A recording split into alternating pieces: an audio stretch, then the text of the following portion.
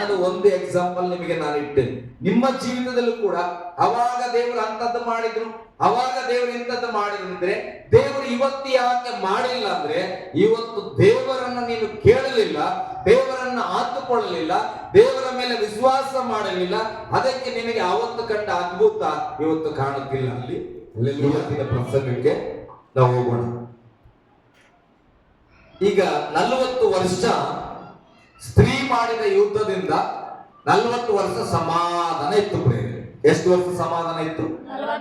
40 ವರ್ಷ ಸಮಾಧಾನ ಇದ್ದಿತ್ತು. ಹಾಗಾದ್ರೆ ಒಂದು ಯುದ್ಧಕ್ಕೆ ದೇವರೇನಾದ್ರೂ ಲಿಮಿಟೆಡ್ ಅವಧಿ ಇಟ್ಟಿದಾನ?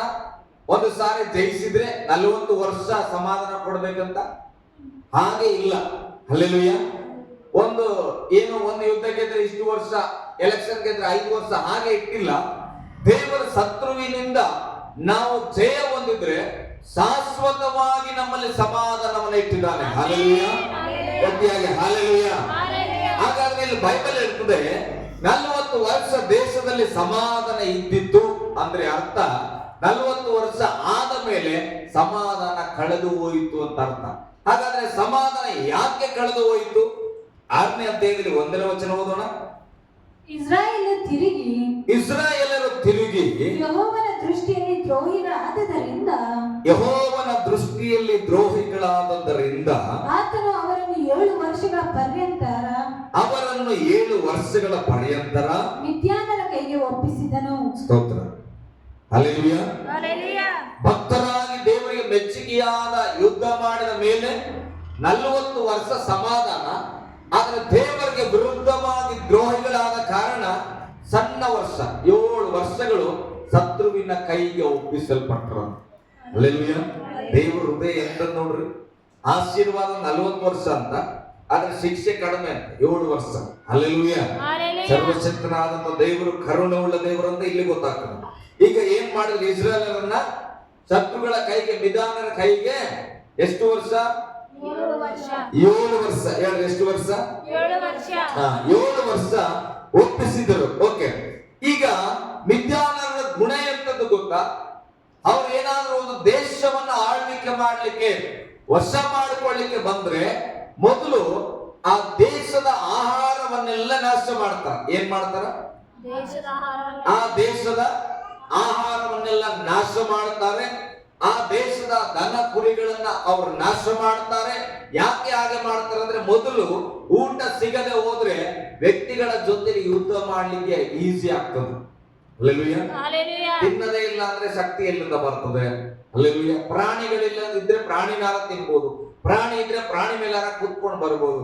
ಈಗ ಆಹಾರವನ್ನ ಶೂನ್ಯ ಮಾಡ್ತಾರೆ, ಪ್ರಾಣಿಗಳನ್ನ ಶೂನ್ಯ ಮಾಡ್ತಾರೆ, ಮನುಷ್ಯ ಆಟೋಮೆಟಿಕ್ ಆಗಿ ಬಲಹೀನನಾಗ್ತಾನೆ. ಆವಾಗ ಹೋಗಿ ಯುದ್ಧ ಮಾಡಿದ್ರೆ ಈಜಿಯಾಗಿ ಏನ್ ಮಾಡಬಹುದು? ಆತನನ್ನ ಜಯಿಸಬಹುದು. ಹಲ್ಲೆಲೂಯಾ. ಅದಕ್ಕೆ ಮಿದ್ಯಾನರ ಸ್ವಭಾವ ಏನಂದ್ರೆ, ಮೊದಲು ದೇಶದಲ್ಲಿ ಆಹಾರವನ್ನ ನಾಶ ಮಾಡಿ ಬಿಡುತ್ತಾರೆ. ಹಲ್ಲೆಲೂಯಾ. ಓದೋಣ ಅದನ್ನ. ಓದ್ರಿ, 3ನೇ ವಚನ ಓದ್ರಿ.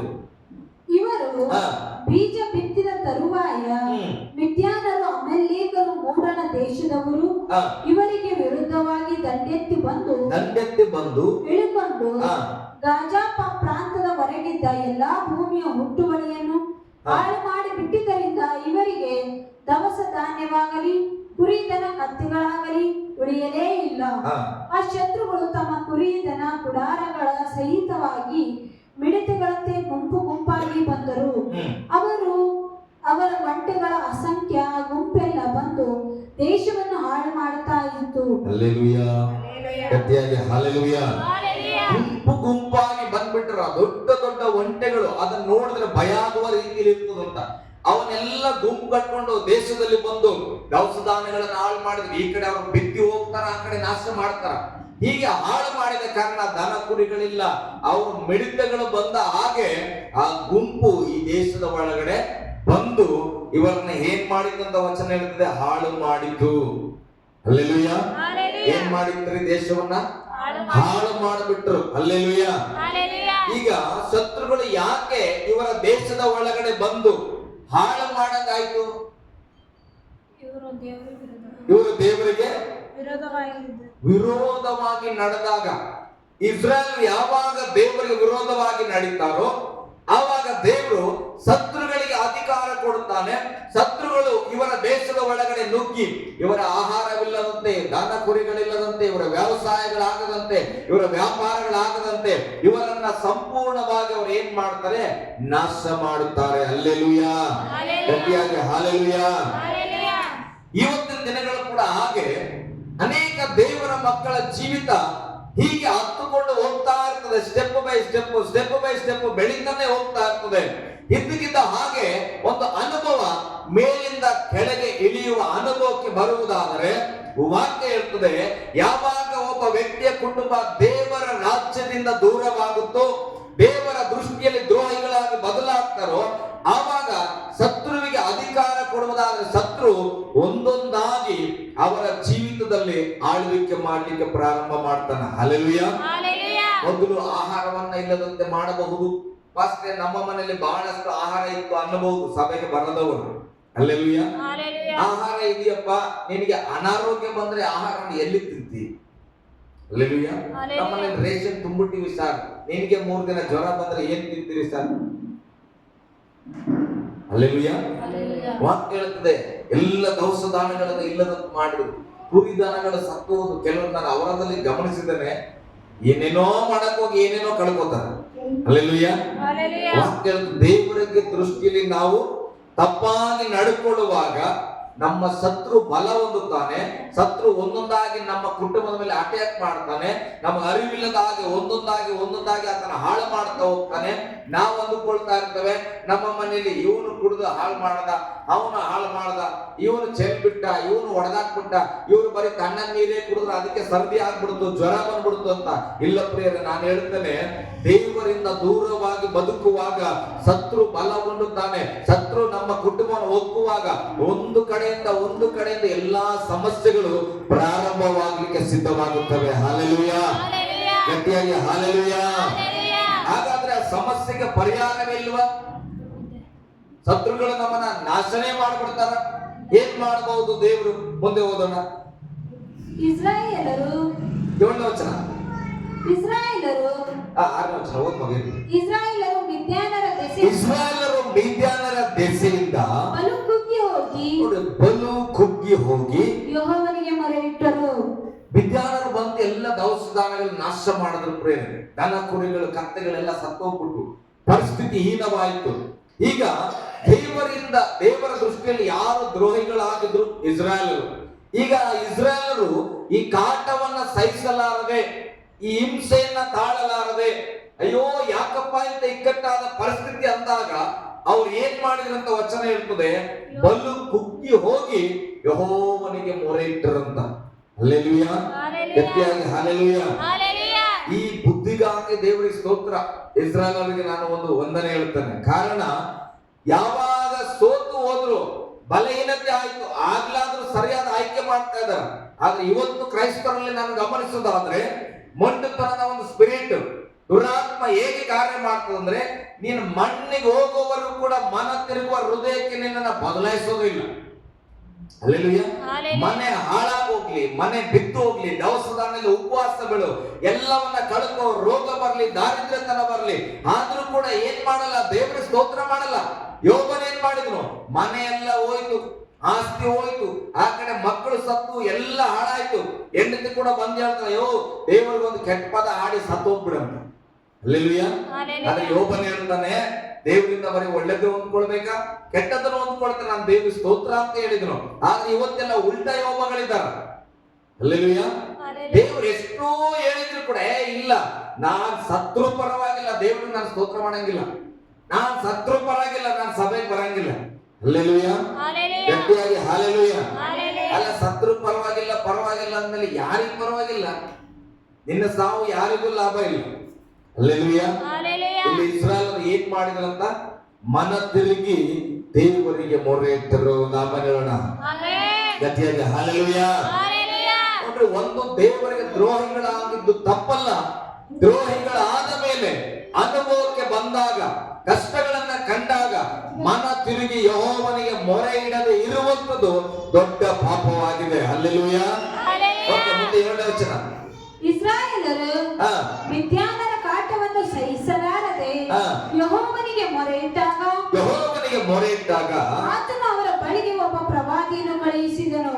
ದೇವರು ಏನ್ ಮಾಡಿದನು ನೋಡ್ರಿ, ಚೆನ್ನಾಗಿದೆ. ಎಲ್ಲ ನಿಯಮ ಪ್ರಕಾರ ದೇವರು ಕಲಿಸಿಕೊಟ್ಟ. ಓದ್ತೇವೆ ಸತ್ಯವೇದವನ್ನು, ಆದ್ರೆ ದೇವರ ಕ್ರಿಯೆ ಬೇಡ. ಒಬ್ಬ ಸೇವಕರಿಗೆ ಹೇಳ್ತಾ ಇದ್ರು, ದೇವರ ಹತ್ರ ಕಷ್ಟ ಬಂದಾಗ ಏನ್ ಮಾಡ್ತೇವೆ? ಪ್ರಾರ್ಥನೆ ಮಾಡ್ತೇವೆ.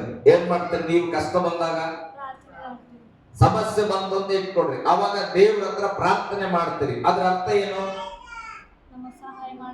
ದೇವರು ನಮಗೆ ಸಹಾಯ ಮಾಡಪ್ಪ, ಉತ್ತರ ಕೊಡು ಸ್ವಾಮಿ, ಏನ್ ಮಾಡ್ಬೇಕು ಗೊತ್ತಾಗ್ತಾ ಇಲ್ಲ, ಏನ್ ಮಾಡ್ಬೇಕು ಹೇಳು ಅಂತ ಹೇಳಿ ಪ್ರಾರ್ಥನೆ ಮಾಡ್ತೀವಿ. ಉದಾಹರಣೆಗೆ ನಾನ್ ಬರುವಾಗ ಹೀಗೆ ಮಾತಾಡ್ತಾ ಇದ್ದೆ ಪಾಸ್ಟರ್ ಜೊತೆಲಿ.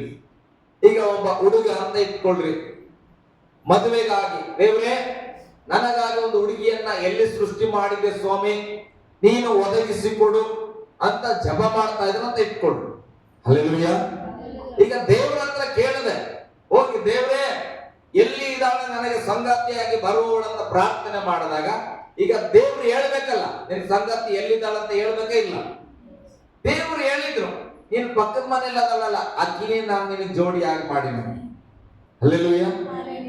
ಈಗ ದೇವ್ರು ಹೇಳಿದ್ರಪ್ಪ ಅಂತೇಳಿ ಪಕ್ಕದ ಮನೆ ಹುಡುಗಿ ಮದುವೆ ಮಾಡ್ಕೋತಾನ. ದೇವ್ರೆ ನಿನ್ ಗುಣ ಇಲ್ಲ, ಯಾರಿಗ್ ಗುಣ ಇಲ್ಲ? ನಿಂಗ ಆಕಿನ ಗುಣ ಇಲ್ಲಪ್ಪೋ, ನಾನು ಹುಟ್ಟಾಗಿಂದ ನೋಡಕತ್ತೀನಿ. ಹಲ್ಲೆಲೂಯಾ. ಅನ್ಸ್ತದಿಲ್ಲ? ಎಕ್ಸಾಂಪಲ್ ನಾನು ಹೇಳ್ತೇನೆ ನಮ್ಗೆ. ಅಂದ್ರೆ ಮತ್ ಯಾಕೆ ಬಂದೆ ದೇವರ ಹತ್ರ? ದೇವ್ರೆ ನನಗಾಗಿ ಯಾರು ಇಟ್ಟಿಯಪ್ಪ ತೋರ್ಸಂತ ಬಂದ ಮೇಲೆ ದೇವರು ತೋರ್ಸಿದ್ದನ್ನ ನೀನ್ ತಗೋಬೇಕೇ ಇಲ್ಲ. ದೇವರ ಹತ್ರ ಪ್ರಾರ್ಥನೆ ಮಾಡೋಕ್ಕಿಂತ ಮುಂಚೆ ದೇವರು ಕೊಡೋ ಉತ್ತರವನ್ನ ನಾವು ಕೇಳಲಿಕ್ಕೆ ರೆಡಿ ಇದ್ದೇವ ಅನ್ನೋದು ಪ್ರಾಮುಖ್ಯವಾಗಿರ್ಬೇಕು. ಹಲ್ಲೆಲೂಯಾ. ಗಟ್ಟಿಯಾಗಿ ಹಲ್ಲೆಲೂಯಾ. ದೇವ್ರೆ ನಮಗೊಂದು ಒಳ್ಳೆ ಕೆಲಸ ಕೊಡಪ್ಪ, ನನ್ನ ಕುಟುಂಬ ಸಾಕ್ಬೇಕು, ನನ್ನ ಕುಟುಂಬ ನಾನೇ ಚೆನ್ನಾಗಿ ನೋಡ್ಕೋಬೇಕು ಅಂತ ಜಪ ಮಾಡಿದೆ ಅಂತ ಇಟ್ಟಿಗ. ದೇವ್ರು ಹೇಳ್ತಾನ, ಬಾ ಇಲ್ಲಿ, ಆಯ್ತು ನಿನಗೆ ಏನ್ ಮಾಡ್ತಾನೆ, ಹಾಸ್ಪಿಟಲ್ ಅಲ್ಲಿ ಕ್ಲೀನಿಂಗ್ ಕೆಲಸ ಕೊಡ್ತೇನೆ ಅಂತ ಹೇಳ್ತಾನೆ. ಅದೊಂದು ಬಿಟ್ಟು ಬೇರೆ ಏನಾರ ನಮ್ದು ಹಿಂಗಾಗಿದೆ. ಎಲ್ಲರ ಜೀವಿತ ಹೇಗಾಗಿದೆ ಅಂದ್ರೆ, ಪ್ರಾರ್ಥನೆಯನ್ನ ದೇವ್ರ ಹತ್ರ ಬಂದು ಮಾಡ್ತೇವೆ, ಕಷ್ಟ ಹೇಳ್ತೇವೆ, ಆದ್ರೆ ದೇವರು ಆ ಕಷ್ಟಕ್ಕೆ ಕೊಡುವ ಉತ್ತರ ಮಾತ್ರ ನಮಗೆ ಬೇಡ.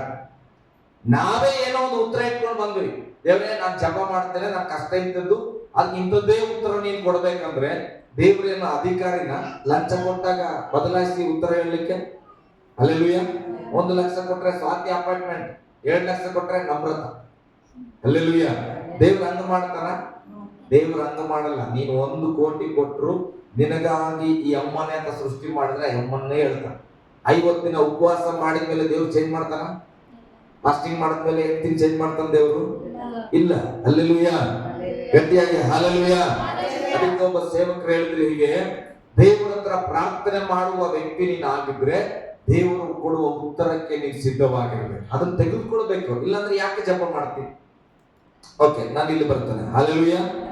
ಈಗ ಇವರು ಕೂಡ ದೇವರ ಪ್ರಾರ್ಥನೆ ಮಾಡಿದ್ರು, ಅಯ್ಯ ಇಕ್ಕಟ್ಟು ವಿದ್ಯಾರ್ಥಿಗಳಿಂದ ನಮಗೆ ಸಮಸ್ಯೆ ಆಗ್ತಾ ಇದೆ, ಬಳಲಿ ಹೋಗಿದ್ದೇವೆ, ಕುಗ್ಗಿ ಹೋಗಿದ್ದೇವೆ. ದೇವರಿಗೆ ಮೊರೆ ಇಟ್ಟಾಗ ದೇವರು ಏನ್ ಮಾಡಿದ್ರು? ಒಬ್ಬ ಪ್ರವಾದಿಯನ್ನ ಕಳುಹಿಸಿದನು. ಓಕೆ, ಆಮೇಲೆ ಅವನು ಬಂದು ಅವರಿಗೆ ಇಸ್ರಾಯೇಲರ ದೇವರಾದ ಯೆಹೋವನ ಮಾತನ್ನು ಕೇಳಿರಿ. ಇಸ್ರಾಯೇಲರ ದೇವರಾದ ಯೆಹೋವನ ಮಾತನ್ನು ಕೇಳಿರಿ. ಆತನು ಹೇಳುವುದೇನೆಂದರೆ, ನೀವು ದಾಸತ್ವದಲ್ಲಿದ್ದ ಐಗುಪ್ತದಿಂದ ನಿಮ್ಮನ್ನು ಕರೆತಂದೆನು, ಐಗುಪ್ತರಿಂದ ನಿಮ್ಮನ್ನು ಬಿಡಿಸಿದ್ದಲ್ಲದೆ ಬೇರೆ ಎಲ್ಲಾ ಬಾಧಕರಿಂದಲೂ ನಿಮ್ಮನ್ನು ಬಿಡಿಸಿ ಅವರನ್ನು ನಿಮ್ಮೆಲ್ಲದರಿಂದ ಅಟ್ಟಿಬಿಟ್ಟು ಅವರ ದೇಶವನ್ನು ನಿಮಗೆ ಕೊಟ್ಟೆನು. ಯೆಹೋವನೆಂಬ ನಾನೇ ನಿಮ್ಮ ದೇವರಾಗಿದ್ದೇನೆಂದು ನೀವು ಅಮೋರಿಯರ ಮಧ್ಯದಲ್ಲಿ ವಾಸಿಸುವಾಗ ಅವರ ದೇವತೆಗಳನ್ನು ಪೂಜಿಸಬಾರದೆಂದು ಹೇಳಿದೆನು. ಆದರೆ ನೀವು ನನ್ನ ಮಾತನ್ನು ಕೇಳಲಿಲ್ಲ ಎಂಬುದೇ ಅಂದನು. ಹಲ್ಲೆಲೂಯಾ. ಇವ್ರು ಪ್ರಾರ್ಥನೆ ಮಾಡಿದಾಗ ಒಬ್ಬ ಪ್ರವಾದಿ ಕಳಿಸಿದ್ರು ದೇವ್ರು, ಹೋಗಪ್ಪ ಪ್ರವಾದಿ, ನನ್ನ ಪರವಾಗಿ ನೀನು ಹೋಗಿ ಏನ್ ಮಾಡು ಅವ್ರಿಗೆ ಹೇಳು. ಆತ ಬಂದು ಏನ್ ಹೇಳ್ತಾನ?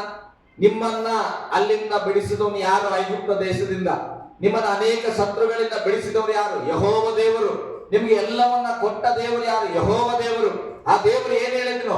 ಯೆಹೋವ ದೇವರನ್ನ ಅಲ್ಲದೆ ಬೇರೆ ಯಾರನ್ನ ನೀನು ಪೂಜಿಸಬಾರದು ಅಂತ ಹೇಳಿದ್ರು, ಆದ್ರೆ ನೀವು ಆತನ ಮಾತನ್ನ ಕೇಳದೆ ಹೋಗಿದ್ದೀರಿ. ಇದನ್ನ ಹೇಳಪ್ಪ ಅಂತ ಕಳಿಸಿದ್ರು. ಹಲ್ಲೆಲೂಯಾ. ದೇವರಲ್ಲಿ ಇವರು ಪ್ರಾರ್ಥನೆ ಮಾಡಿದಾಗ ಈಗ ದೇವರಿಂದ ಒಂದು ಉತ್ತರ ಬಂದಿತ್ತು. ಏನಂತ? ನಿಮ್ಗೆ ಯಾಕೆ ಕಷ್ಟ ಬಂದಿದೆ ಗೊತ್ತಾ?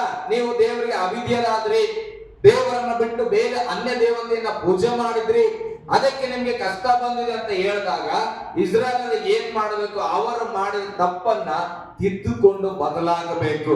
ಹಲ್ಲೆಲೂಯಾ. ಗಟ್ಟಿಯಾಗಿ ಹಲ್ಲೆಲೂಯಾ. ಮುಂದೆ ಹೋದನಾಗೆ ಆಮೇಲೆ ಯೆಹೋವನ ದೂತನು ಬಂದು ಒಫ್ರದಲ್ಲಿದ್ದ ಎಲ್ಲಾ ವೃಕ್ಷದ ಅಡಿಯಲ್ಲಿ ಕೂತಿಕೊಂಡು ಹೇಳನ್ನೆಲ್ಲ ಹೇಳಿ ಜನರಿಗೆ ಈಗ ಆತನ ಬಂದು ಎಲ್ಲಾ ವೃಕ್ಷದ ಮರದ ಕೆಳಗಡೆ ಕೂತ್ಕೊಂಡ್ರು. ಪ್ರಿಯರೇ, ಹಲ್ಲೆಲೂಯಾ.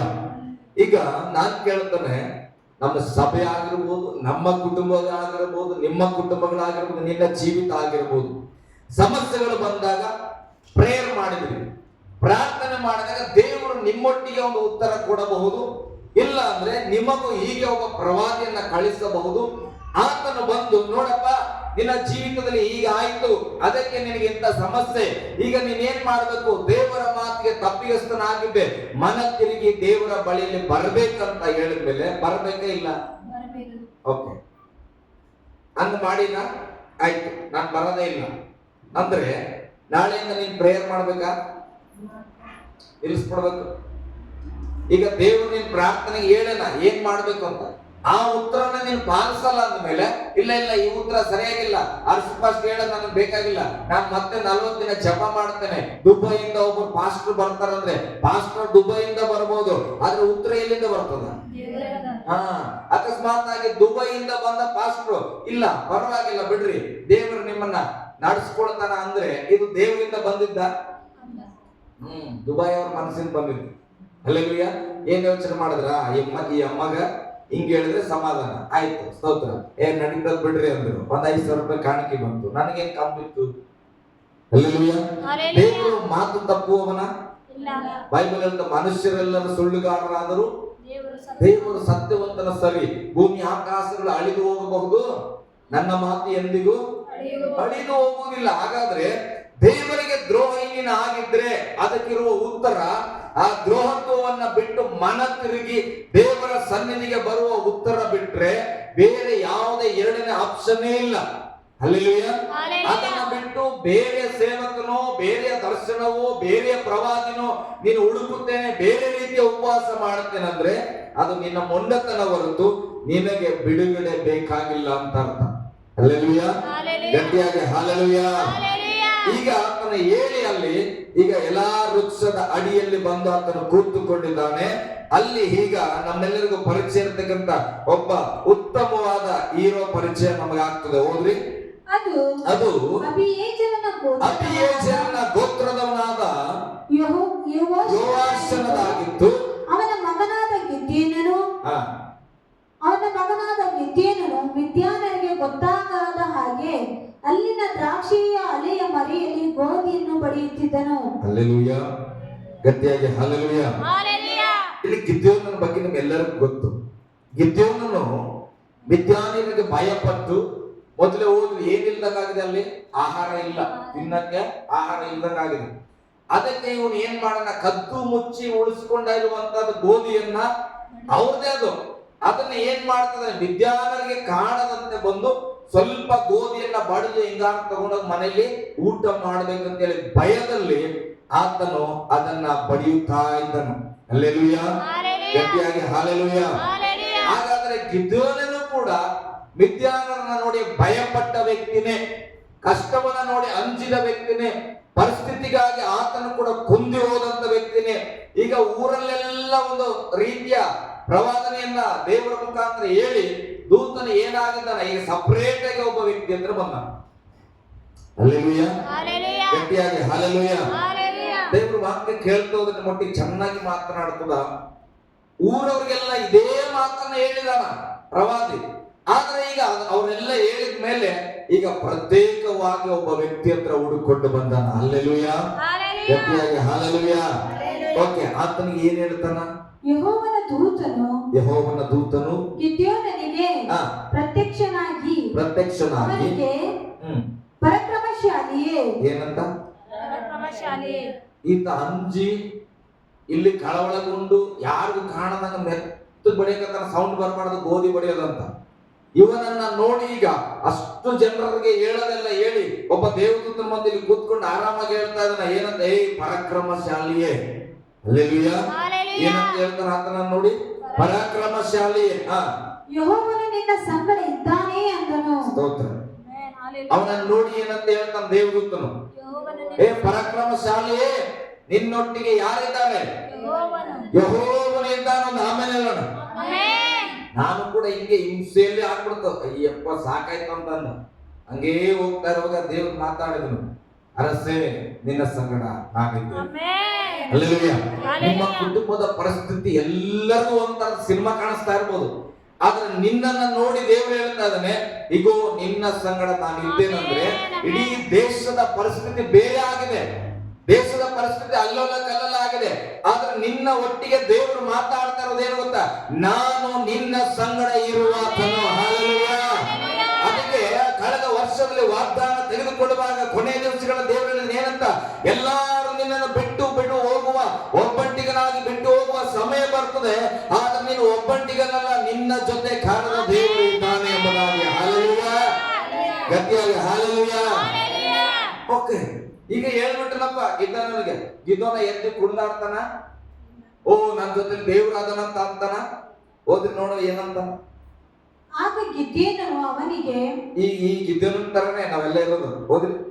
ಸ್ವಾಮಿ, ಯೆಹೋವನು ನಮ್ಮ ಸಂಗಡ ಇದ್ದರೆ ನಮಗೆ ಇದೆಲ್ಲ ಯಾಕೆ ಸಂಭವಿಸಿತು? ಯೆಹೋವನು ನಮ್ಮ ಜೊತೆಗೆ ಇದ್ದಿದ್ರೆ ನಮ್ಗೆ ಯಾಕೆ ಈ ಕಷ್ಟ? ಹಲ್ಲೆಲೂಯಾ. ನಿಮ್ಮೆಲ್ಲರಿಗೂ ಬರ್ಬೋದು, ದೇವ್ರು ನಿಮ್ ಜೊತೆಗೆ ಅದನ್ರಿ ಅಂತ ನಾನು ಹೇಳುವಾಗ ಆಮೇಲೆ ಹೇಳ್ತೀರಿ. ಆಮೇಲೆ ಎಲ್ಲ ಒಳಗೆ ಒಂದು ಮನಸ್ಸು, ದೇವ್ರಿದ್ರೆ ನಮ್ಗೆ ಯಾಕೆ ಇಷ್ಟು ಕಷ್ಟ ಸರ್ ಅನಿಸ್ತದಿಲ್ಲ? ದೇವ್ರಿದ್ರೆ ಯಾಕೆ ಸರ್ ನನಗೆ ರೋಗ? ದೇವ್ರಿದ್ರೆ ಯಾಕೆ ಶಾಂತ ಮಂಟ? ದೇವ್ರಿದ್ರೆ ನಾ ಯಾಕೆ ಇನ್ನ ಮನೆ ಕಟ್ಟಿಲ್ಲ ಸರ್? ಹಲ್ಲೆಲೂಯಾ. ನಾನು ಹಂಗೆ ಅನ್ಕೊಂಡು, ದೇವ್ರೆ ನೀನ್ ನನ್ನ ಜೊತೆಗಿದ್ದ ಮೇಲೆ ಯಾಕೆ ನಾನು ಸೇವೆ ಕಷ್ಟ ಪಡಕತ್ತೀನಿ?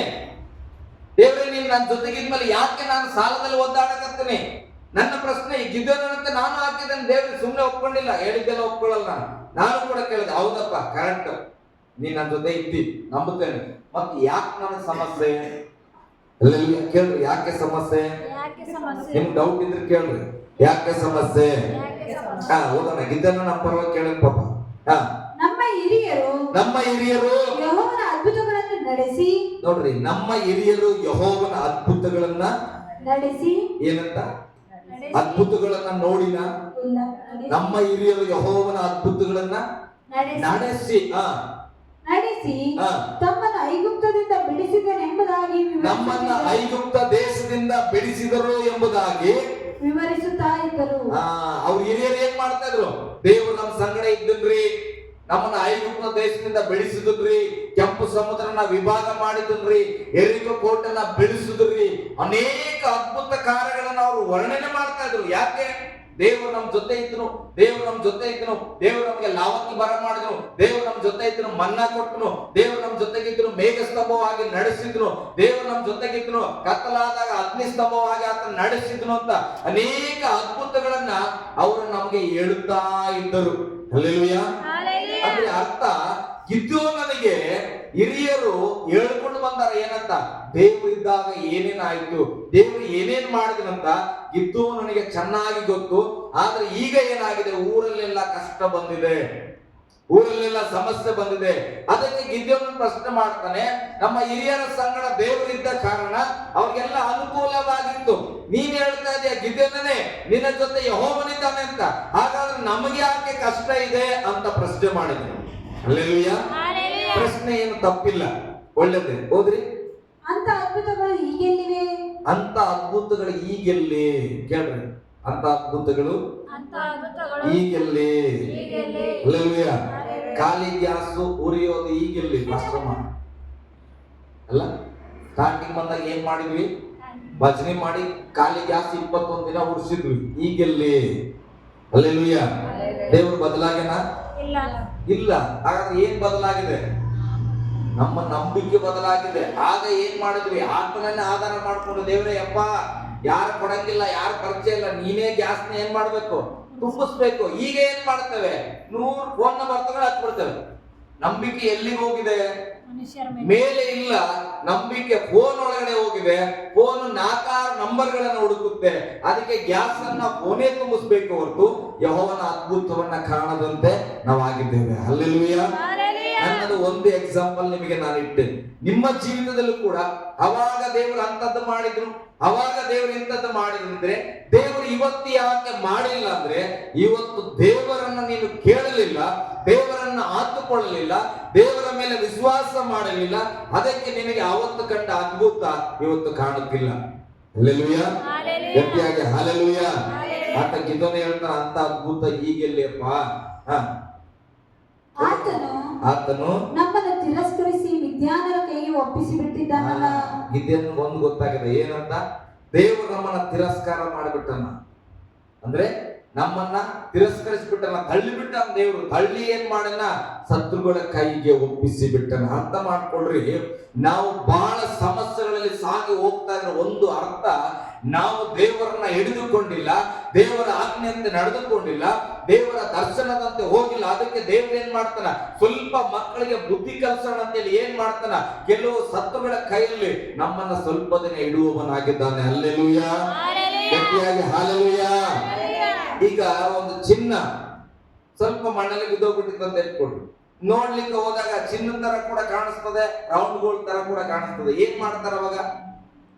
ಅದನ್ನ ತಗೊಂಡ್ಬಂದು ಸ್ವಲ್ಪ ಒರೆಸಿ ನೋಡ್ತೀರಿ, ತೊಳೆದು ನೋಡ್ತೀರಿ, ಹಂಗೂ ಕೂಡ ಕನ್ಫ್ಯೂಸ್ ಆಗ್ತಾ ಇರ್ತದೆ. ಏನ್ ಮಾಡ್ತೀರಿ? ಆಗ ಅಕ್ಕ ಸಾಲಿನ ಹತ್ರ ಒಯ್ದು ಬಿಡ್ತೀರಿ. ಒಯ್ದು ಏನ್ ಮಾಡಿ, ಸಾಕು ಇದು ಚಿನ್ನನ ಏನು ನೋಡ್ರಿ ಅಂದ್ರೆ ಆತ ಏನ್ ಮಾಡ್ತಾನ?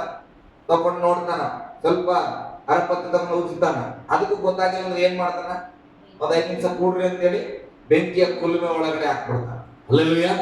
ಆವಾಗ ಅದು ಅಪ್ಪಟ ಚಿನ್ನನ ಏನ್ ರೌಂಡ್ ಗೋಲ್ಡ್ ಅಂತೇಳಿ ಗೊತ್ತಾಗ್ಬಿಡ್ತದೆ. ಹಾಗೆ ನಮ್ಮ ಜೀವಿತದಲ್ಲೂ ಕೂಡ ನಾವು ಹಾಗೆ ಮಣ್ಣಲ್ಲಿ ಬಿದ್ದು ಒದ್ದಾಡಿ ಸ್ವಲ್ಪ ಕೆಸರು ಮೆತ್ಕೊಂಡು, ಹಲ್ಲೆಲೂಯಾ, ದೇವರು ಕೊಟ್ಟಂತ ನೀತಿವಂತಿಕೆಯನ್ನ ಸ್ವಲ್ಪ ಮಿಕ್ಸ್ ಮಾಡ್ಕೊಳ್ಳುವಾಗ ದೇವ್ರು ಏನ್ ಮಾಡ್ತಾನ? ಬಾರಪಲ್ಲಿ ಸ್ವಲ್ಪ ಅರಿಶಿನ ತಗೊಂಬಲ್ಲಿ, ಇವನನ್ನ ಏನ್ ಮಾಡು, ಸ್ವಲ್ಪ ಅಗ್ನಿಯಲ್ಲಿ ಹಾಕಪ್ಪ. ಹಲ್ಲೆಲೂಯಾ. ಏನು ಬೇಡದದ್ದೆಲ್ಲ ಸುಟ್ಟು ಹೋಗ್ಲಿ, ಬೇಕಾದದ್ದು ಉಳಿಯೋವರೆಗೆ ಇದನ್ನ ಎಲ್ಲಿ ಇರ್ಲಿ, ಸ್ವಲ್ಪ ಬೆಂಕಿಯಲ್ಲಿ ಸ್ವಲ್ಪ ಹಗೆಯಲ್ಲಿ ಇರ್ಲಿ. ಏನ್ ಮಾಡ್ತಾನೆ ಆವಾಗ? ಎಲ್ಲ ಚೆಡೆ ಬೆಂಕಿಯಲ್ಲಿ ಬಿದ್ದು ಒದ್ದಾಡುವಾಗ ಎಲ್ಲ ಸ್ವಲ್ಪ ಸ್ವಲ್ಪ ಉದುರ್ತಾ ಹೋದ್ರೆ ನಮ್ಮ ಜೀವಿತ ಅಯ್ಯೋ ದೇವರೇ ಸಾಕಾಯ್ತಪ್ಪ, ಇವ್ರ ಹಿಂಸೆ ಸಾಕಾಗ್ತದೆ, ನನ್ನನ್ನು ಕಾಪಾಡುವಂತ ಯಾವಾಗ ಕೂಗಿಕೊಳ್ತಾರ ಇಸ್ರೇಲ್. ಹಾಗೆ ನಾನು ದೇವರ ಸನ್ನಿಧಿನ ಸೇರುವಾಗ ಏನೋ ಕರೆಯಕತ್ತನ ಅನಿಸ್ತು, ಸ್ವಲ್ಪ ಬಿಡ್ರಿದ್ದಾರೆ. ಹಲ್ಲೆಲೂಯಾ. ಆ ದಾರಿ ಬಿಡ್ರಿ ಅನ್ನುವ ಮಾತು ಬರೋವರೆಗೂ ನಾವು ಮೊಂಡತ್ವದಲ್ಲಿ ಕೆಸರಲ್ಲೇ ಇದ್ರೆ ನಾವು ಅಲ್ಲೇ ಮುಳುಗಿ ಹೋಗ್ತಾರೆ. ಹಲ್ಲೆಲೂಯಾ. ವಾಕ್ಯ ಹೇಳುತ್ತದೆ, ದೇವರು ಮನ ತಿರುಗಿ ಬರುವುದನ್ನ ಕರೆಯುತ್ತಾ ಇದ್ದಾನೆ. ಹಲ್ಲೆಲೂಯಾ. ಗಟ್ಟಿಯಾಗಿ ಹಲ್ಲೆಲೂಯಾ. ಆತನ ಹೇಳ್ತಾನೆ, ಮಿದ್ಯಾನರ ಕೈಗೆ ದೇವರು ತಿರಸ್ಕರಿಸಿ ನಮ್ಮನ್ನ ಒಪ್ಪಿಸಿ ಬಿಟ್ಟಿದ್ದಾನೆ ಅಂತ. ಆಮೇಲೆ ಒಪ್ಪಿಸಿ ಬಿಟ್ಟಿದ್ದಾನಲ್ಲ ಅನ್ನಲು ಯೆಹೋವನು ಅವನನ್ನು ಚೆನ್ನಾಗಿ ನೋಡಿ, ಯೆಹೋವನು ಗಿದ್ಯೋನನನ್ನ ಚೆನ್ನಾಗಿ ನೋಡಿ, ನಾನು ನಿನ್ನನ್ನು ಕಳುಹಿಸುತ್ತೇನೆ ಹೋಗು. ನಾನು ನಿನ್ನನ್ನ ಕಳಿಸುತ್ತೇನೆ ಹೋಗು. ಈ ನಿನ್ನ ಬಲದಿಂದ ಇಸ್ರಾಯೇಲರನ್ನು. ಸ್ತೋತ್ರ. ಯಾವಂತ? ಈ ನಿನ್ನ ಬಲದಿಂದ. ಎಂತ ಬಲ ಅದ ಗಿದ್ಯೋನನ ಹತ್ರ? ಎಂತ ಬಲ ಅದ? ಅದು ಅವನದಲ್ಲ, ದೇವದೂತ ಹೇಳಿದ್ದದು. ಇವನ ಹತ್ರ ಎಂತ ಬಲ ಇತ್ತು ಗಿದ್ಯೋನನ ಹತ್ರ? ಅಂಜಿಕೊಂಡು ಯಾರು ಕಾಣ್ಬಾರ್ದಂಗ ಹೋಗಿ ಸೌಂಡ್ ಆಗ್ಬಾರ್ದಂಗ ಗೋಧಿ ಬಿಡಿಯಕತ್ತ. ಇದು ಅವನ ಬಲ, ಸ್ವಂತ ಬಲ. ಈಗ ದೇವರು ಹೇಳ್ತಾನೆ ಏನಂತ? ಚೆನ್ನಾಗಿ ಒಂದ್ಸತಿ ದೇವದೂತ ನೋಡಿದ್ರೆ ಆತನ, ಹೋಗು ನಿನ್ನ ಬಲದಲ್ಲಿ ಏನ್ ಮಾಡೋರ್ನ? ಇಸ್ರಾಯೇಲರನ್ನು ಮಿದ್ಯಾನರಿಂದ ಬಿಡಿಸು. ನೀನು ಹೋಗು, ಈ ನಿನ್ನ ಬಲದಿಂದ ಇಸ್ರಾಯೇಲರನ್ನ ಮಿದ್ಯಾನರಿಂದ ಬಿಡಿಸು ಅಂದನು.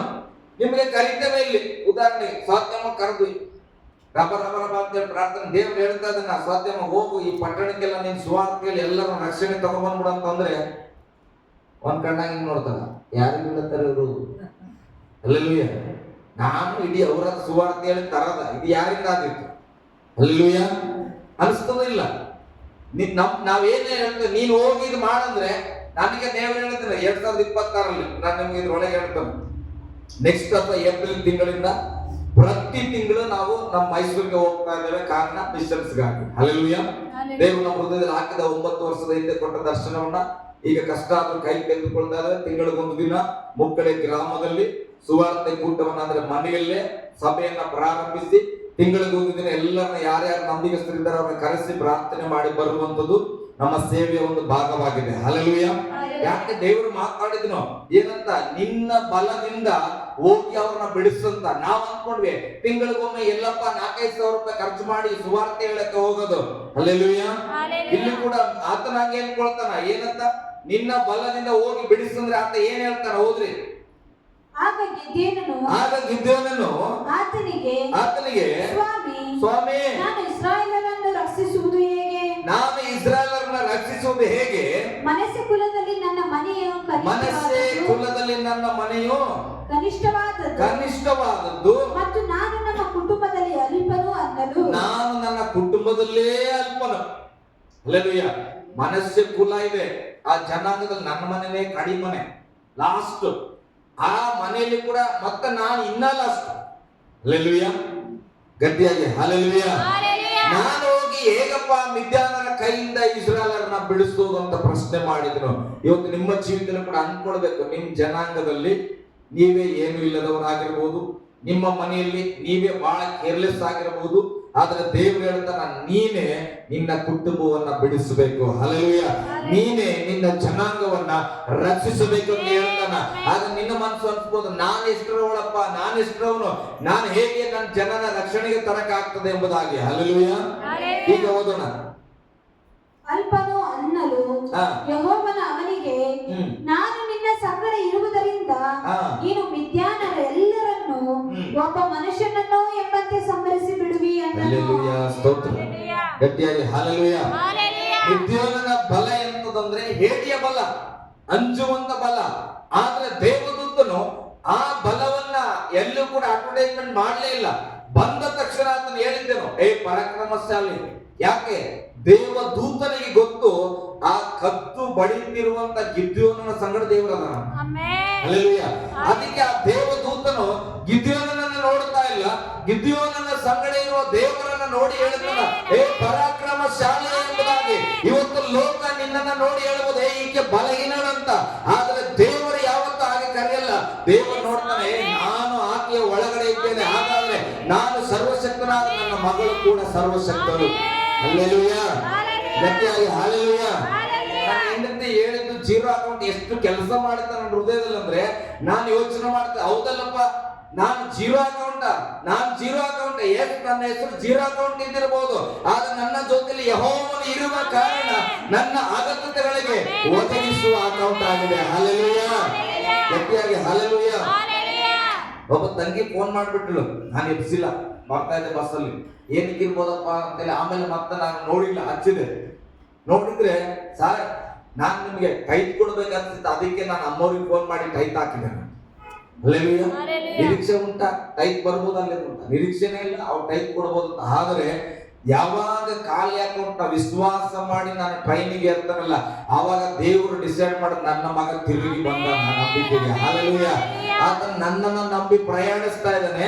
ಆತನ ಅಗತ್ಯತೆಗಳಿಗೆ ನಾವು ಕೊಡಬೇಕು. ಈ ಕಡೆಯಿಂದ ಹೋಗುವಾಗ ನಾನು ಹೇಳ್ತೇನೆ, ಆ ಕಡೆಯಿಂದ ಜನರಲ್ ಅಲ್ಲಿ ಬಂದ್ರೆ ಸಾಕಂತ ಹೋಗಿದ್ವಿ. ಅಲ್ಲಿ ಹೋದ್ಮೇಲೆ ಮನೆಯಲ್ಲಿ ನಾನು ವಿಚಾರ ಮಾಡ್ತಾ ಇದ್ದೆ, ಆಕರ್ಷಣ ನನಗೆ ಜನರಲ್ ಹೋಗಕ್ಕೆ ಬಹಳ ಕಷ್ಟ ಆಗ್ತದೆ, ಏನ್ ಮಾಡ್ಬೇಕು ಗೊತ್ತಿಲ್ಲ, ಏನ್ ಮಾಡೋಣ, ಫಸ್ಟ್ ಹೆಂಗಾರು ಹೋಗ್ಬಿಡೋಣ ಅಂತ ಅನ್ನುವಾಗ, ಇಲ್ಲ ಒಂದು ಬಸ್ಸಲ್ಲಿ ಆದ್ರೆ 1100 ರೂಪಾಯಿ ಆಗ್ತದೆ, ಏನ್ ಮಾಡೋಣ ಅಂತಂದ್ರೆ ಆಕಾಶ್ ಫಾಸ್ಟ್ ಅರ್ಥ ಮಾಡ್ಕೊಡ್ರಿ. ಯಾಕೋ ಫಾಸ್ಟ್ ಬಹಳ ಕನ್ಫ್ಯೂಸ್ ಆಗಿರ್ತಾರೆ ಪಾಪ ಜನರಲ್ ಹೋಗಿ. ಫಸ್ಟ್ ನಿಮ್ಗೆ ಯಾವ ಕಂಫರ್ಟಬಲ್ ಆಗ್ತದ ಅದ್ರಲ್ಲಿ ಹೋಗೋಣ ನಡ್ರಿ. ಹಲ್ಲೆಲೂಯಾ. ಜೈ ಅಂದ್ರೆ ಯಾಕೆ ನಾನು ಒಬ್ಬಂದಲ್ಲ, ಅವ್ರ ಪಾಪ ಬರ್ಬೇಕು, ಗೊತ್ತಿಲ್ಲ ಅವ್ರ ಪರಿಸ್ಥಿತಿ ಹೇಗೆ ಅಂತ. ಅವ್ರು ಏನ್ ಮಾಡಿದ್ರು, ಫಸ್ಟ್ ಆಯ್ತು ನೀವು ಏನ್ ಕಂಫರ್ಟಬಲ್ ಅಂತ ಅದ್ರಲ್ಲೇ ನಾನು ಕೂಡ ಬರ್ತೇನೆ. ದೇವ್ರ ಸ್ತೋತ್ರ. ಏನ್ ಮಾಡಿದ್ವಿ, 200 ರೂಪಾಯಿಗೆ ಟಿಕೆಟ್ ಇಲ್ಲದ ನಾವು 1100 ರೂಪಾಯಿ ಟಿಕೆಟ್ ಕೊಟ್ಟು ಬರ್ತೇನೆ. ಹಲ್ಲೆಲೂಯಾ. ಬಂದ್ಮೇಲೆ ನನ್ನ ಹೆಂಡತಿ ಕೂಡ ನಾನು ಫೋನ್ ಮಾಡಿದೆ, ನಾನು ಎತ್ತಿಸ್ಕೊಳ್ಳಿಕ್ಕೆ ಹೇಳ್ತೇನೆ, ಯಾಕೆ ನನ್ನ ದೇವ್ರು ನನ್ನ ಜೊತೆ ಇದ್ದಾನೆ ಅಂತ ಗೊತ್ತಾಗಿದೆ. ಹಲ್ಲೆಲೂಯಾ. 2 ಸಲ ಫೋನ್ ಮಾಡಿ ಕೇಳಿದೆ, ನಮ್ಮ ಸಾಲವನ್ನು ಕೇಳ್ರಿ, ಮಗ ಏನಂತ ಕೇಳಿದೆ, ಚಿಕ್ಕಿಗೆ ಏನಾದ್ರು ತರ್ಬೇಕಾ ಕೇಳಿ ನೋಡಂತ. ಹಲ್ಲೆಲೂಯಾ. ಹಣ ಇಲ್ಲ, ತರಬೇಕ ಕೇಳಿ ನೋಡ, ಆ ಕಡೆ ತಗೊಂಬಂದ್ರೆ ನಾನು ತರ್ತೇನೆ. ಯಾಕಂದ್ರೆ 8 ವರ್ಷಗಳ ಅದ್ಭುತವಾದ ಅನುಭವ ನನಗುಂಟು ಪ್ರೇರಣೆ. ಹಲ್ಲೆಲೂಯಾ.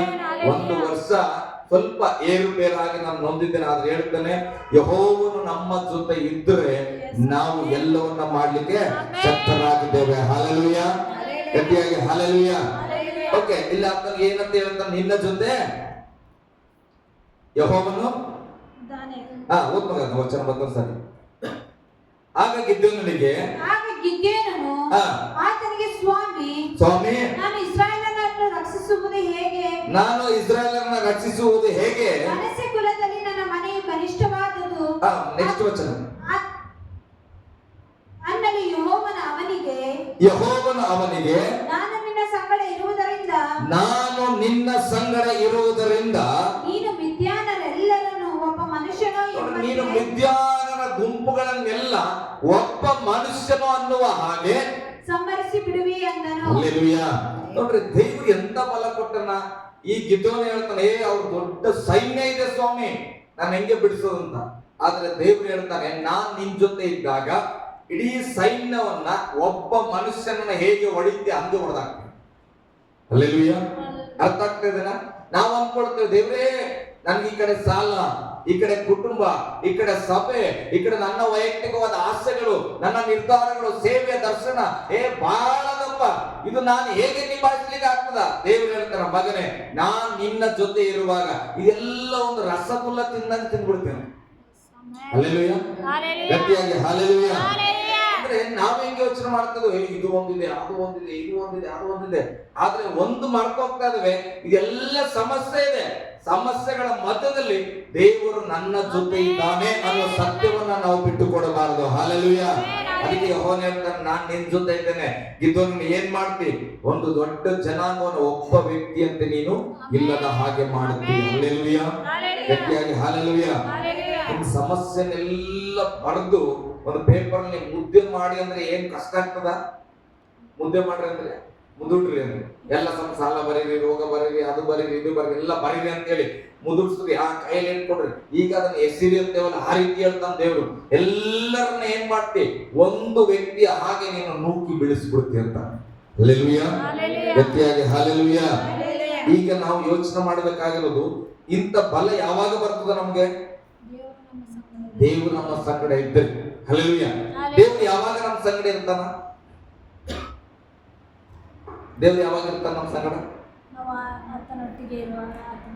ಈಗ ಉದಾಹರಣೆ, ನಾನು ಈಗ ನಮ್ರತ ಕರೀತೇನೆ, ನಮ್ರತ ಬೀದರ್ ಹೋಗೋಣ ಬಾ ಮಗ ನನ್ನ ಜೊತೆಲಿ ಅಂತ ಕರೀತೇನೆ.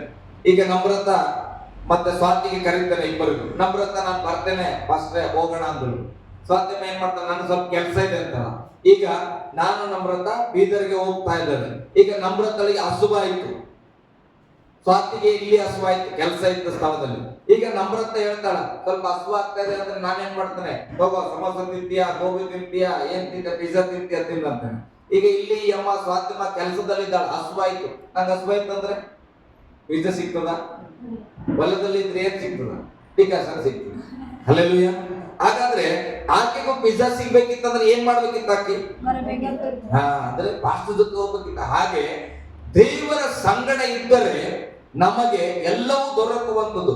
ದೇವರು ಯಾವಾಗ ನಮ್ಮ ಸಂಗಡ ಇರ್ತಾನಂದ್ರೆ ನಾವು ದೇವರ ಸಂಗಡ ಇದ್ದೇವೆ. ಹಲ್ಲೆಲೂಯಾ. ಬಹಳ ಸಿಂಪಲ್. ಅದಕ್ಕೆ ವಚನ ಹೇಳ್ತದೆ, ಯಾಕೋಬನ ಬರೆದ ಪತ್ರಿಕೆಯಲ್ಲಿ ಏನಂತ? ನೀವು ದೇವರ ಸಮೀಪಕ್ಕೆ ಬಂದಿರಿ, ಆಗ ಆತನು ಮೊದಲು ಏನ್ ಮಾಡ್ಬೇಕು? ನೀನ್ ಸಭೆಗೆ ಬರಬೇಕು. ಹಲ್ಲೆಲೂಯಾ. ನೀನು ವಾಕ್ಯದ ಬಳಿಯಲ್ಲಿ ಬರಬೇಕು. ನೀನು ಮೊಣಕಾಲಚ್ಚಿ ಪ್ರಾರ್ಥನೆ ಬಳಿಯಲ್ಲಿ ಹೋದ್ರೆ ನಿನ್ನ ಸಂಗಡ ದೇವರು ಇರುವವನಾಗಿದ್ದಾನೆ. ಹಲ್ಲೆಲೂಯಾ. ಗಟ್ಟಿಯಾಗಿ ಹಲ್ಲೆಲೂಯಾ. ನಾನೀಗ ಯಾವುದು ಮಾಡಕ್ ತಯಾರಿಲ್ಲ. ಸುಳ್ಳು ಹೇಳ್ತಾನೆ ಇರ್ತೇನೆ, ಪಾಪ ಮಾಡ್ತಾನೆ ಇರ್ತೇನೆ, ಕೋಪ ಮಾಡ್ತಾನೆ ಇರ್ತೇನೆ, ಜಗಳ ಆಡ್ತಾನೆ ಇರ್ತೇನೆ. ಸಭೆ ಅಂದ್ರೆ ಆಗಲ್ಲ, ವಾಕ್ಯ ಅಂದ್ರೆ ಆಗಲ್ಲ, ಪ್ರಾರ್ಥನೆ ಅಂದ್ರೆ ಆಗಲ್ಲ. ಆದ್ರೆ ಗಟ್ಟಿಯಾಗಿ ಹೇಳ್ತಾರೆ, ಯೆಹೋವನು ನನ್ನೊಟ್ಟಿಗಿದ್ದಾನೆ. ಹಲ್ಲೆಲೂಯಾ. ಇದ್ದಾನ? ಭ್ರಮೆಯಲ್ಲಿ ಇದ್ದಾನ ಅಷ್ಟೇ. ದೇವ್ರು ನನ್ನ ಜೊತೆಗೆ ಅದಾನ ಅನ್ನೋ ಭ್ರಮೆಯಲ್ಲಿ ಅದಾನ.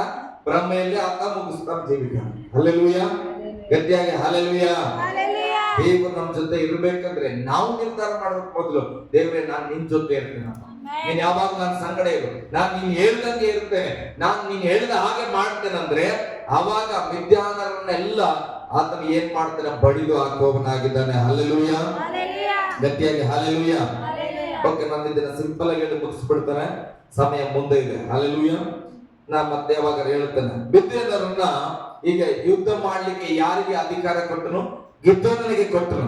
ಗಿದ್ಯೋನನಿಗೆ ಅಧಿಕಾರ ಕೊಟ್ಟಾಗ ಎಷ್ಟು ಸಾವಿರ ಜನ ಇದ್ರು ಅಲ್ಲಿ ಅವರ ಗುಂಪಿನಲ್ಲಿ?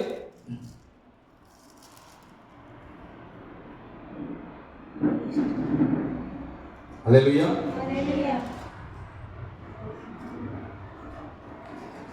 1000 ಜನ ಇದ್ರು, 3000ಕ್ಕಿಂತ ಹೆಚ್ಚಿನ ಜನ. ಆದ್ರೆ ಎಷ್ಟು ಜನರನ್ನ ಆರಿಸ್ಕೊಳ್ತಾನ ಮಿದ್ಯಾನರಿಗೆ ಯುದ್ಧಕ್ಕೆ ಹೋಗುವಾಗ ಗಿದ್ಯೋನನು? 300 ಜನ. ಅವ್ರು ಎಂತವ್ರು? ನೀರನ್ನ ಬೇಗ ಹೇಳ್ಬಿಡ್ತಾರೆ, ನಿಮ್ಗೆ ಗೊತ್ತಿರೋ ಕಥೆ. ಹೋಗಿ ನೀರು ನೆಲದಲ್ಲಿ ಇರ್ತದೆ, ಆ ನೀರನ್ನ ಹಿಂಗೆ ತಗೊಂಡು ಕುಡಿಯೋರಲ್ಲ, ಏನ್ ಮಾಡ್ಬೇಕದನ್ನ ನಾಲಿಗೆಯಿಂದ ನೆಕ್ಕುವವರು. ಹಲ್ಲೆಲೂಯಾ. ನಾನು ಯೋಚನೆ ಮಾಡ್ತಾ ಇದ್ದೆ, ಅಲ್ಲಪ್ಪ ಕೈಯಲ್ಲಿ ತೆಗೆದುಕೊಂಡು ಕುಡಿಯೋದಕ್ಕೂ ನಾಲಿಗೆಯಲ್ಲಿ ಕುಡಿಯೋದಕ್ಕೂ ಏನ್ ವ್ಯತ್ಯಾಸ ಆಗ್ಬೋದು? ನಿಮಗೆ ಏನ್ ಸೂಚನೆ ಆಗ್ಬೋದು? ಈಗ ನಾಲಿಗೆಯಲ್ಲಿ ಕುಡಿಬೇಕಂದ್ರೆ ಹೆಂಗೆ ಕುಡಿಬೇಕಂತ? ಪೂರ್ತಿ ಬಗ್ಗಕ್ಕಿಂತ ಮಲ್ಕೊಂಡ್ಬಿಡ್ತಾರೆ ಸಾಷ್ಟಾಂಗ. ಹಲ್ಲೆಲೂಯಾ. ಅಂದ್ರೆ ಅರ್ಥ ತನ್ನನ್ನ ತಾನು ಸಂಪೂರ್ಣವಾಗಿ ಯುದ್ಧಕ್ಕೆ ಸಮರ್ಪಿಸಿಕೊಂಡವರು. ಕೆಲವರು ಹೆಂಗೆ, ಈಗ ನಾನು ಇನ್ಸರ್ಟ್ ಎಲ್ಲ ಮಾಡ್ಕೊಂಡಿದ್ದೇನೆ, ಕೂತ್ಕೊಂಡ್ರೆ ಅಂದ್ರೆ ಇಲ್ಲಿ ಕೂತ್ಕೊಳ್ತಾರೆ, ಇಲ್ಲಿ ತನ ಓಕೆ. ಆಮೇಲೆ ಕೆಳಗಂದ್ರೆ ಏನಂತವೆ, ಬ್ಯಾಟ್ ಹಿಡಿತದ್ರಿ, ನನಗೆ ಹಿಂಗ ಹಾಕಕ್ ಬರಲ್ರಿ, ಹಂಗ ಹಾಕಕ್ ಬರಲ್ರಿ ಅಂತ. ಹಲ್ಲೆಲೂಯಾ. ಅದ ನೈಟ್ ಪ್ಯಾಂಟ್ ಹಾಕೊಂಡು ಆರಾಮ್ಸೆ ನಾನು ರೆಡಿಯಪ್ಪ ವರ್ಕ್ ಮಾಡ್ಲಿಕ್ಕೆ, ಕೆಲಸ ಮಾಡ್ಲಿಕ್ಕೆ ಅಂತ ಬಂದವ ಏನ್ ಮಾಡ್ತಾನ, ಕೆಳಗ್ ಕೊಡ್ತಾನೆ, ಪೂರ್ತಿ ಅನ್ನಷ್ಟಕ್ಕೆ ಆತ ಕೂತ್ ಬಿಡ್ತಾನ. ಸೂಟು ಬೂಟ ಹಾಕೊಂಡು ಕೆಲ್ಸಕ್ಕೆ ಬಂದ್ರೆ ಏನಾಗ್ತದೆ, ಚೇರ್ ಬೇಕಾಗ್ತದೆ. ಅಮ್ಮಮ್ಮ ಅಂದ್ರೆ ಕಟ್ಟಿ ಆದ್ರೂ ಬೇಕು, ಅದ್ರ ಕೆಳಗಡೆ ಆಗಲ್ಲ. ಯುದ್ಧಕ್ಕೆ ಎಂತವ್ರು ಬೇಕು? ಯುದ್ಧಕ್ಕೆ ಸಿದ್ಧವಾಗಿರೋರು ಬೇಕು. ಕೂತ್ಕೋಬೇಕು, ಮೊಣಕಾಲ ನಡಿಬೇಕು, ಅವ್ರು ಯುದ್ಧ ಮಾಡುವವರು. ಹಲ್ಲೆಲೂಯಾ. ದೇವರು ಕೂಡ ಎಂತ ಭಕ್ತರನ್ನ ಹುಡುಕುತ್ತಾ ಇದ್ದಾನಂದ್ರೆ, ಒಳ್ಳೆ ಆರಾಧನೆ ಇರುವ ಸ್ಥಳದಲ್ಲಿ ಮಾತ್ರ ಆರಾಧನೆ ಮಾಡ್ತೇನೆ, ಜನ ಹೆಚ್ಚಾಗಿ ಬಂದಾಗ ಮಾತ್ರ ನಾನು ಕುಣಿತೇನೆ, ಕಡಿಮೆ ಇದ್ದಾಗ ಕುಣಿಯಲ್ಲ. ಹಲ್ಲೆಲೂಯಾ. ಎಲ್ಲರೂ ಸ್ತೋತ್ರ ಹೇಳುವಾಗ ನನ್ನ ಬಾಯಲ್ಲೂ ಕೂಡ ಸ್ತೋತ್ರ ಬರ್ತದೆ. ಯಾಕೆ? ಕೇಳಿ ಸುಮ್ಮನೆ. ಅದೇ ಒಬ್ಬನೇ ಕೂತ್ಕೊಂಡು ಪ್ರಾರ್ಥನೆ ಮಾಡಂದ್ರೆ ಸ್ತೋತ್ರ ಬರಲ್ಲ. ಹಲ್ಲೆಲೂಯಾ. ಪ್ರಾರ್ಥನೆ ವೀರ ಅಂದ್ರೆ ಒಬ್ಬನೇ ಕೂತ್ಕೊಂಡ್ರು ಪ್ರಾರ್ಥನೆ ಬರಬೇಕು, 1000 ಜನದಲ್ಲೂ ಪ್ರಾರ್ಥನೆ ಬರಬೇಕು. ಈಗ ನೀನು ಕನ್ನಡಿಗ, ಈಗ 1000 ಜನ ಇದ್ದಾಗ ಏನ್ರಿ ಎಲ್ಲರೂ ಚೆನ್ನಾಗಿದ್ದೀರಾ, ಎಲ್ಲರಿಗೂ ನಮಸ್ಕಾರ ಅಂತ ಹೇಳ್ತೀನಿ. ಈಗ ಒಬ್ಬನೇ ಕರ್ಕೊಂಡು ಹೋಗ್ಬಿಟ್ವಿ ಅಂತ ರೂಮಲ್ಲಿ, ಈಗ ಅದೇ ಮಾತು ಹೇಳಪ್ಪ ಅಂದ್ರೆ ನನಗೆ ಬರಲ್ರಿ ಅಂತೀರ. ಒಬ್ಬನೇ ಇದ್ರೇನು 1000 ಜನ ಇದ್ರೇನು ಎಲ್ಲರಿಗೂ ನಮಸ್ಕಾರ ರೀ, ಚೆನ್ನಾಗಿದ್ದೀರ ಅಂತ. ಯಾಕೆ? ನನ್ನ ಹುಟ್ಟು ಭಾಷೆ ಕನ್ನಡ. ಹಾಗೆ ನಿನ್ನ ಪ್ರಾರ್ಥನೆ ಜೀವಿತ ಆಗಿದ್ರೆ 10 ಜನ ಇರ್ಲಿ, 20 ಇರ್ಲಿ, ಒಬ್ರು ಇರ್ಲಿ, ಮೊಣಕಾಲು ಹಚ್ಚಿದ ತಕ್ಷಣ ನಿನ್ ಮೈಕ್ ಆನ್ ಆಗ್ಬೇಕು. ಸ್ತೋತ್ರದ ಮೈಕ್. ಹಲ್ಲೆಲೂಯಾ. ಗಟ್ಟಿಯಾಗಿ ಹಲ್ಲೆಲೂಯಾ. ಅದಕ್ಕೆ ಅವ್ರನ್ನೆಲ್ಲ ಹಿಂತಿರುಗಿ ಕಳಿಸಿ, ಯಾರು ಅಲ್ಲಿ ಸಿದ್ಧವಾಗಿದ್ರೆ 300 ಜನರನ್ನ ಏನ್ ಮಾಡ್ತಿದಾರೆ, ಆಯ್ಕೆ ಮಾಡ್ಕೊಂಡು ಹೋಗಿ ಅವರನ್ನ ಜಯಿಸಲ್ಪಟ್ಟರು. ಹಲ್ಲೆಲೂಯಾ. ಗಟ್ಟಿಯಾಗಿ ಹಲ್ಲೆಲೂಯಾ. ಅವ್ರಿಗೆ ನಿಂತ್ಕೊಳ್ಳೋಕಾಗದೆ ಬಿದ್ದು ಹೋಗಿ ನೆಕ್ಕಿ ನೀರು ಕುಡಿಯಕತ್ತಾರ. ಇನ್ನೊಂದು ಯೋಚನೆ ಮಾಡಬಹುದು, ಅವ್ರಿಗೆ ಕೂತ್ಕೊಂಡು ನೀರು ಕುಡಿಯಕ್ಕೂ ಶಕ್ತಿ ಇಲ್ಲ, ಸುಸ್ತಾಗಿ ಹೋಗಿ ಅವ್ರು ಹೋಗಿ ಏನ್ ಮಾಡತ್ತಾರ, ನಾಲಿಗೆ ಹಚ್ಚಿ ಕುಡಿಯಕತ್ತಾರ. ಅಂತ ಬಲಹೀನರನ್ನು ಕೂಡ ದೇವ್ರು ಆರಿಸ್ಕೊಡು. ಹಲ್ಲೆಲೂಯಾ. ಅವ್ರು ಹೋಗಿ ಯಾಕೆ ಅಂತವ್ರು ಆರಿಸ್ಕೊಳ್ತಾ ಇದ್ದಾನೆ ದೇವರು. ಅಲ್ಲಿ ಹೋಗಿ ಯುದ್ಧದಲ್ಲಿ ಇವ್ರೇನೋ ಖಡ್ಗ ತಗೊಂಡು ಹೊಡೆದಾಡಂಗಿಲ್ಲ. ಹಲ್ಲೆಲೂಯಾ. ದೇವ್ರು ಏನ್ ಕೇಳ್ತಾ ಇದ್ದಾನಂದ್ರೆ, ಮಿದ್ಯಾನರ ಸೈನ್ಯ ನೋಡಿ ಇಡೀ ಪಟ್ಟಣ ಹಂಚಿದ ಪ್ರೇರ. ಅರ್ಥ ಮಾಡ್ಕೊಡ್ರಿ, ಆ ಸೈನ್ಯವನ್ನು ನೋಡಿ ಭಯಪಟ್ಟಿದೆ, ಗಿದ್ಯೋನನ್ನು ಕೂಡ ಭಯಪಟ್ಟಿದ್ದಾನೆ. ಆದ್ರೆ ಈಗ ಯುದ್ಧಕ್ಕೆ ಹೋಗಬೇಕಂದ್ರೆ ವಿಶ್ವಾಸ ಬೇಕು. ಏನಂತ? ನನ್ನ ಜೊತೆ ದೇವರಿದ್ದಾನೆ, ದೇವರು ಹೇಳಿದಾನೆ ಅಂದ್ರೆ ನಾನು ಏನ್ ಮಾಡ್ತೇನೆ ಅದನ್ನ ಜಯಿಸ್ತೇನೆ ಅನ್ನೋ ನಂಬಿಕೆಯಲ್ಲಿ ಹೋಗುವವರು ಬೇಕು, ಖಡ್ಗ ಹಿಡ್ಕೊಳ್ಳೋರಲ್ಲ. ಹಲ್ಲೆಲೂಯಾ. ಈಗ ನಂಬಿಕೆಯಲ್ಲಿ ಹೋಗ್ಬೇಕಷ್ಟೇ. ಅದಕ್ಕೆ ದೇವರು ಹೇಳ್ತಾರ ಏನಂತ, ನೀವು ಹೋಗ್ರಿ, ಒಂದು ಪಂಜನ್ನ ಹಸ್ಕೊಳ್ರಿ, ಒಂದು ಮಡಿಕೆಯನ್ನ ತೆಗೆದುಕೊಳ್ರಿ, ಅದನ್ನ ಮುಚ್ಕೊಂಡು ನೀವು ಹೋಗ್ರಿ. ಹಲ್ಲೆಲೂಯಾ. ಹೋದಾಗ ಏನ್ ಮಾಡ್ಬೇಕು? ನಾನು ಏನ್ ಹೇಳ್ತೀನೋ ಅದರಂತೆ ನೀವು ಮಾಡ್ಬೇಕು. ಹಲ್ಲೆಲೂಯಾ. ಎಲ್ಲಾರು ಹೋಗಿ ಆ ತಗ್ಗಲ್ಲಿ ನಿಂತ್ಕೊಳ್ಬೇಕು.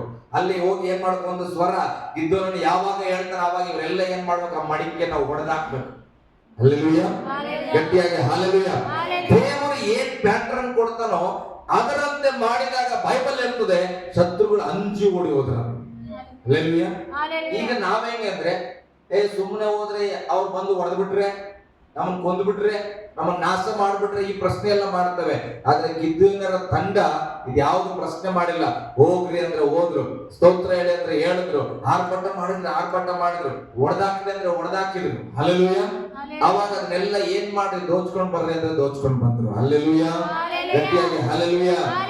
ದೇವರ ವಾಕ್ಯ ಅದು ಕೇಳ್ತದೆ, ಬಲಹೀನರನ್ನ ಆರಿಸಿಕೊಂಡು ಬಲವಾದವ್ರನ್ನ ನಾಚಿಕೆ ಪಡಿಸ್ತೇನೆ. ನೋಡಿ, ಗಿದ್ದನ್ನ ಅಂಜಿದ ವ್ಯಕ್ತಿ ಅವನು ಹೋಗಿ ಯುದ್ಧಕ್ಕೆ ನಿಂತ್ಕೊಳ್ಳುವಾಗ ಯಾರು ಶೂರರಾಗಿ ಬಂದಿದ್ರು ಒಂಟೆಗಳನ್ನ ರಥಗಳನ್ನ ಕಟ್ಕೊಂಡು ಅವ್ರು ಏನ್ ಮಾಡ್ತಿದ್ರೆ ಎದ್ನೋ ಬಿದ್ದ ನಾಚಿಕೆ ಗೇಡಿತನದಲ್ಲಿ ಓಡಿ ಹೋಗಲೆಂಬುದಾಗಿ. ಹಾಲೆಲೂಯ, ಗಟ್ಟಿಯಾಗಿ ಹಾಲೆಲೂಯ. ದೇವರು ನನ್ನನ್ನ ನಿಮ್ಮನ್ನ ನೋಡಿ ಕೂಡ ಅದನ್ನೇ ಹೇಳ್ತಾ ಇದ್ದಾನೆ, ಇರುವ ಸೈನ್ಯವನ್ನು ನೋಡಿ ಭಯಪಡಬೇಡ, ಸಮಸ್ಯೆಯನ್ನು ನೋಡಿ ಭಯಪಡಬೇಡ. ನೀನು ನನ್ನ ಸಂಗಡ ನಿಲ್ಲುವುದಕ್ಕೆ ಮನಸ್ಸಿದ್ದರೆ ನಾನು ನಿನ್ನ ಸಂಗಡ ಬರುತ್ತೇನೆ. ಆ ಶತ್ರುಗಳನ್ನ ನೀನು ಯುದ್ಧವನ್ನೇ ಮಾಡದೆ ಓಡಿಸಬಲ್ಲೆ ಅಂತ ದೇವರ ವಾಕ್ಯ ಹೇಳ್ತದ. ಹಾಲೆಲೂಯ. ನಾವು ಜಗಳ ಆಡ್ಬೇಕಾಗಿಲ್ಲ, ಹೇಳ್ರಿ, ನಾವು ಜಗಳ ಆಡ್ಬೇಕಾಗಿಲ್ಲ. ನಾವು ಶತ್ರುತ್ವ ಬೆಳೆಸ್ಕೋಬೇಕಾಗಿಲ್ಲ. ಅವರಂತೆ ನಾವು ದ್ರೋಹ ಮಾಡಬೇಕಾಗಿಲ್ಲ. ಹೇಳ್ರಿ, ನಾವು ದೇವರ ಜೊತೆ ಇದ್ದರೆ ಅವ್ರು ತನ್ನಷ್ಟು ತಾನೇ ನಾಚಿಕೆ ಪಟ್ಟು ಹೋಗ್ತಾರೆ. ಹಲ್ಲೆಲೂಯ. ಅವ್ರು ನಮ್ಗೆ ಅಷ್ಟು ಕೇಳಿ ಮಾಡ್ಬಿಟ್ರು ನಾವು ಅದು ಇಲ್ಲ. ದೇವ್ರ ವಾಕ್ಯ ಹಂಗ ಬೇಡ. ನನ್ನನ್ನ ನಿನ್ ಜೊತೆ ಇಟ್ಕೋ, ನಾನು ಹೇಳಿದಂತೆ ನೀನ್ ಮಾಡು. ಅಲ್ಲಿ ಹೋಗಿ ನಿಂತ್ಕೋ ಯಾರು ಶತ್ರುವಾಗಿ ಬಂದಲ್ಲ ಅವ್ರು ನಾಚಿಕೆ ಇಟ್ಟು ಹೋಗ್ತಾರೆ. ಹಲ್ಲೆಲೂಯ, ಗಟ್ಟಿಯಾಗಿ ಹಾಲೆಲೂಯ. ಇಂಥದಕ್ಕಾಗಿ ದೇವರು ನಮ್ಮನ್ನು ಕರೆದಿದ್ದಾಗ ನಾವು ಸಮಸ್ಯೆಯನ್ನ ದೇವರ ಹತ್ರ ಯಾವಾಗ ಮುಂದೆ ಇಡಬಾರ್ದು. ದೇವರನ್ನ ನಮ್ಮ ಮುಂದೆ ಇಟ್ಟುಕೊಂಡ್ರೆ ದೇವರು ನಮ್ಮನ್ನ ಜಯದಲ್ಲಿ ನಡೆಸುವನಾಗಿದ್ದಾನೆ. ಹಾಲೆಲೂಯ, ಗಟ್ಟಿಯಾಗಿ ಹಾಲೆಲೂಯ. ಓಕೆ, ನಾವೆಲ್ಲರೂ ಎದ್ದು ನಿಂತ್ಕೊಂಡು ಕರ್ತನ ಸನ್ನಿಧಿಯಲ್ಲಿ ಎದ್ದು ನಿಂತ್ಕೊಳ್ಳೋಣ.